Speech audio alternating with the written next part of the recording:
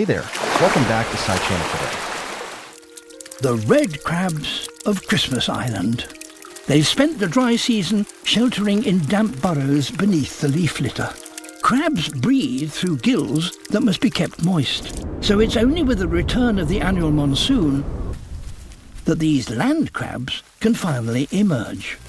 Every red crab comes together from across the island, and they do so in their millions.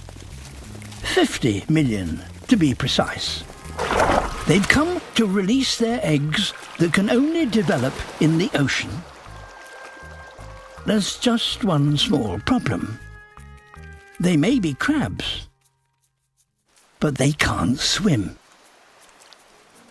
They're scared of the sea.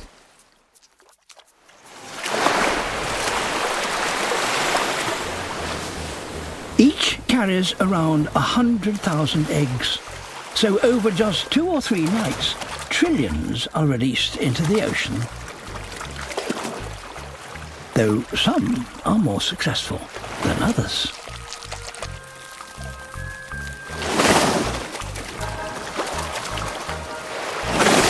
Once their work is done, the crabs will return to the forest. Then, 4 weeks later, on the next highest tide, having hatched out to sea, a new generation of red crabs returns to the same beach.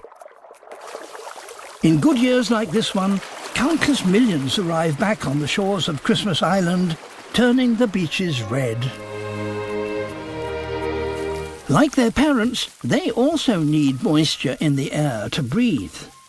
So before the rains move on, the young crabs must undertake their own epic journey into the forest, where they'll wait out the next few months of dry.